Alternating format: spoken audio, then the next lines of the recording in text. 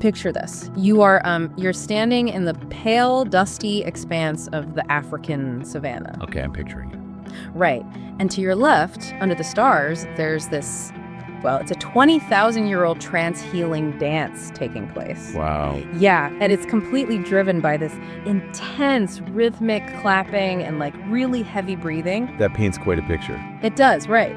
But then to your right, maybe just a few miles away in the city, there's a literal death metal band shredding distorted electric guitars Oh, man. for this wildly aggressive, leather-clad mosh pit.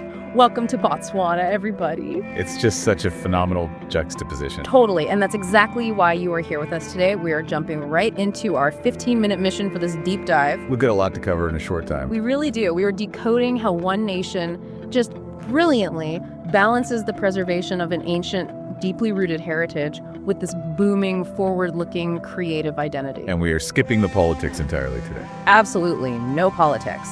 We're just here to marvel at the sheer force of human cultural evolution. Which is fascinating all on its own, because, to really understand how a modern pop culture explosion can coexist with 20,000-year-old traditions, we have to look at the philosophical foundation first. Right, the anchor for the whole nation. Exactly. There's this core cultural philosophy here known as Botho Ubuntu. Okay, let's unpack this, because I have seen that term everywhere in our sources. Yeah, it's very central. But I want to make sure we actually understand how it functions on the ground. I mean, it usually translates to I am because we are, right? It does, yes. But practically speaking, what does that actually look like? Well, think of it less as like a warm, fuzzy sentiment and more as a rigid survival algorithm. A survival algorithm, that's an interesting way to phrase it. Yeah, because for millennia, in harsh environments like the Kalahari, human beings simply could not survive alone. It was impossible. Right, the environment is just too extreme. Exactly. So Botho Ubuntu is the belief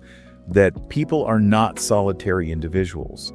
They are part of an interdependent organism. Like a tightly woven tapestry where pulling a single thread affects the whole community. That's a great way to put it. And you can see its purest manifestation when you observe the San Bushmen.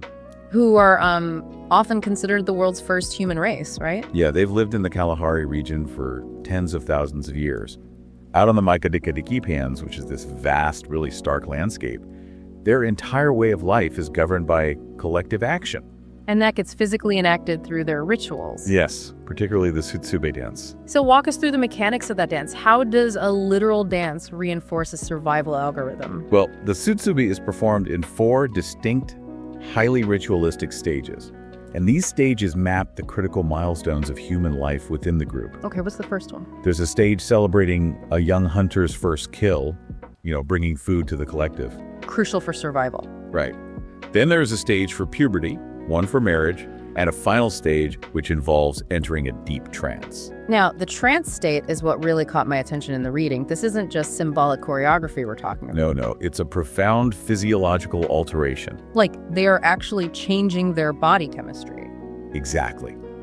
The dancers and the healer use a combination of relentless rhythmic stomping and deliberate hyperventilation. Wow. Yeah, by rapid overbreathing, they blow off significant amounts of carbon dioxide in the blood. Which does what exactly? It physically narrows the blood vessels to the brain. That induces lightheadedness, auditory hallucinations, and this entirely altered state of consciousness. That is wild. And in this state, the healer engages with ancestors and attempts to essentially pull sickness or demons out of the community. So it's one person pushing their physical body to the absolute limit for the group. Precisely. It is the ultimate physical expression of Botho Ubuntu, securing the spiritual and physical health of the collective. I'm struggling with something here, though. What's that? We live in a highly commercialized world, There are places like Camp Kalahari and various sand cultural centers where tourists go to watch these dances. That's true. Ethnic tourism is a huge industry. Right. And I kind of have to push back on this. Is it truly possible for you or me, just as outsiders, to roll up in a Jeep and watch a sacred... It's all in the structure of the agreement. At these specific centers, the Varep are invited to live on the premises for months at a time. Oh, so they move there. Yeah, away from the intense pressures of the modern, cash-based economy. They aren't clocking in for a quick show before the tourists eat dinner. Right, they aren't wearing costumes just for the cameras. Exactly. They live their authentic lifestyle, and they decide what skills to share on any given day. So they might demonstrate extracting water from a tuber one day, or maybe starting a friction fire the next. Yes, whatever they feel like sharing. And the visitors are strictly observers. That changes the dynamic completely. It really does. Because when the community does not rely on daily tips to survive, they retain their autonomy. They share their story on their own timeline, which keeps that Boto Ubuntu structure completely intact. The power dynamic is flipped. They aren't performing for us, they are simply existing, and we are just lucky enough to witness it. Exactly. And that concept of intense communal dedication, it translates perfectly to physical objects too. It really does, especially the crafts. Right, because the physical artifacts coming out of Botswana require a level of patience that is almost alien to our modern brains. Let's look at the basket weavers in the northwestern part of the country. Ah, yes. The handmade baskets crafted by the women of the Beye and Hambakushu tribes. They are globally recognized as fine abstract art at this point. They are gorgeous, but the creation process is heavily rooted in this deep generational knowledge of local botany, right? Totally. They use the fiber of the Mokola palm. It's incredibly durable, and naturally this pale cream color. But the final baskets are famous for these rich, earthy, incredibly vibrant patterns. So how did they get those colors? That coloring is achieved through complex natural chemistry. Oh, really? Yeah. The women boil the roots and bark of the Motalakola and Munson Sila trees to extract these really deep browns. Okay. And then to get a mauve tone, they use the leaves of an indigofera shrub. Nice. But the most fascinating technique, and this is incredible, involves a specific fungus that naturally grows on sorghum husks. Wait, a crop fungus? Yeah. When they process it correctly, this fungus produces a brilliant, vibrant pink dye. Using a crop fungus to synthesize pink dye is absolute genius. It's an incredible display of local ecological knowledge. It really is. So what does this all mean for the actual construction? Because I was trying to wrap my head around this coil method they use. Right, the core method is very meticulous. The weaver starts with a core bundle of thick grass or vine. Okay, so a central starting point. Exactly. And using an awl, which is this sharp, pointed metal or bone tool, they pierce a tiny hole into the already completed row of the basket. Got it. They then feed a single dyed strip of the Mokola palm through that hole, wrap it tightly around the new grass core, and pull it taut. And then just do that over and over. Over and over, stitch by stitch. A single medium-sized basket takes 4 to 6 weeks of daily, constant work. 4 to 6 weeks. I mean, you and I live in an age where we refresh a web page if it takes 3 seconds to load. I know, it's humbling. For a weaver, building this basket is almost like writing complex software code or like writing a novel. That's a really good analogy. Because you are building a structure row by row, loop by loop. And since it is a continuous coil, if you miscalculate a stitch on week 1, the tension is ruined. And by week 4, the entire external shape of the basket collapses. Exactly. It requires a visionary level of foresight. You have to know exactly how the pink and brown dyed fibers will align hundreds of stitches later. And that kind of sustained communal focus. Yeah. You know, women sitting together, passing down these chemical dye recipes and geometric patterns. It's just another manifestation of that shared cultural rhythm we talked about. The Botho Ubuntu coming through again. Exactly. And historically, these were purely functional items. They were used for storing grain. And it was only over time that they evolved into these canvases for complex identifying geometric patterns. Yes. Which actually brings us to the most surprising evolution in Botswana's culture. The music scene. Yes. Because we can see how the repetitive physical rhythm of weaving creates a basket. But Botswana took its repetitive physical musical rhythms and literally collided them head-on with modern globalization. It is a massive shift. The traditional music of Botswana is heavily percussive and relies deeply on the human body. Right, like the dances. We mentioned the Setsube dance, but you also have the Kalunga people's Hosanna dance, which is an ancestral trance dance praying specifically for rain. And the Bengwaketse tribe has the Satapa dance, right? Yes, the Satapa is amazing. Yeah. The dancers wear outfits strung with dried leather, and they stamp the hard earth to create the foundational beat of the music. So it's all about that physical percussion. And those stamping, clapping rhythms eventually merged with global sounds. They did. You get Kwasa Kwasa, which is their localized high-energy take on Congolese rumba. Love that sound. And then Kwata Krasa, which brings in those heavy South African township beats. But here's where it gets really interesting for me. I am still trying to connect the dots to heavy metal. Ah, the metal scene. Yeah, I mean, how on earth does a philosophy about community survival and acoustic rain dances translate to playing aggressive death metal? Those seem completely opposed to me. It seems counterintuitive, right? Until you look closely at the mechanical DNA of Botswana's traditional instruments. Okay, explain that. Let's look at two instruments, the sagaba and the setenkane. What are those? The sagaba is a traditional one-stringed instrument. It's played with a bow, but it produces a very harsh, rhythmic, scraping resonance. A scraping sound, okay. And the setenkane is a lamellophone, essentially a thumb piano arrayed with metal tines played inside a resonating gourd or a tin can. Right. And that produces a sharp, metallic, repetitive, percussive strike. Okay, I see where you're going. So the foundational sounds of the culture already include these harsh, metallic, and percussive tones. Precisely. Those are the exact elements that define heavy metal. Oh, wow. So when the Western electric guitar was introduced to Botswana, local musicians did not instinctively play smooth, sweeping Western chords. They didn't just copy the radio. No. They approached the guitar the same way they approached the sagaba and setenkane.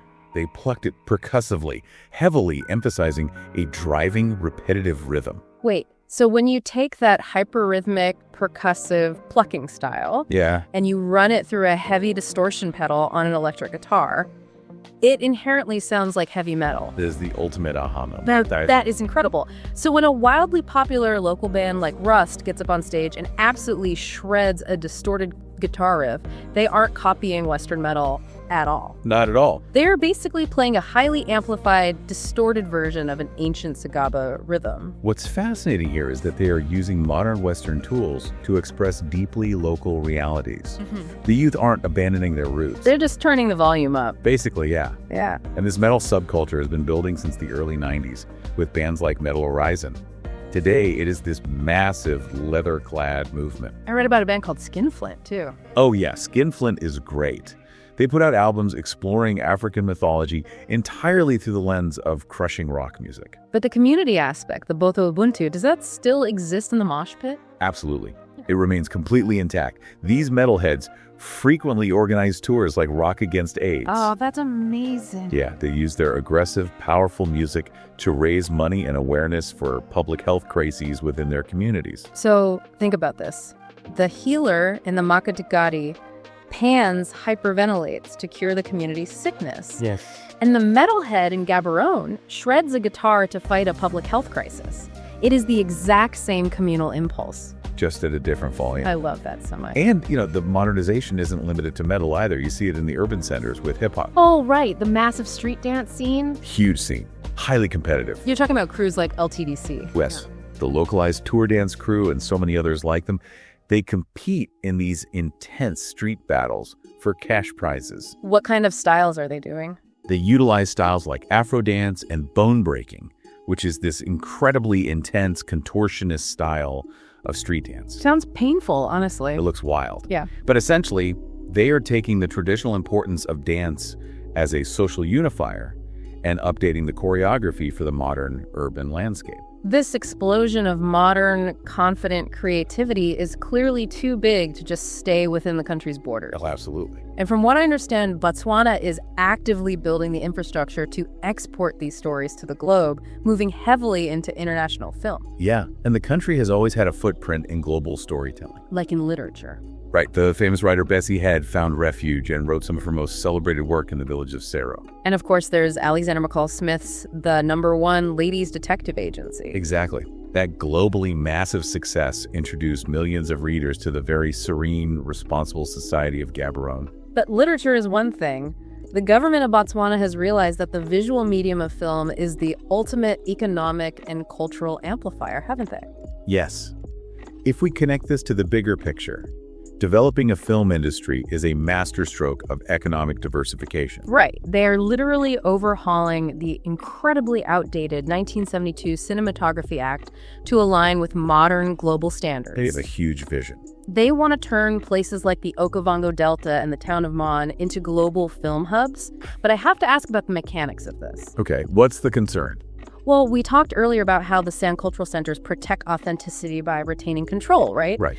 If massive international film crews with huge budgets suddenly flood the Okavango Delta, what stops a foreign director from just commercializing the landscape and completely ignoring the local Botswana creatives? That is the classic tension, isn't it? Opening your borders to foreign capital always carries that risk. It's a huge risk. However, Botswana is protecting its narrative through the specific legal and financial structure of a new program called Botswana Ignite. Okay, so how does that program actually safeguard the culture on the ground?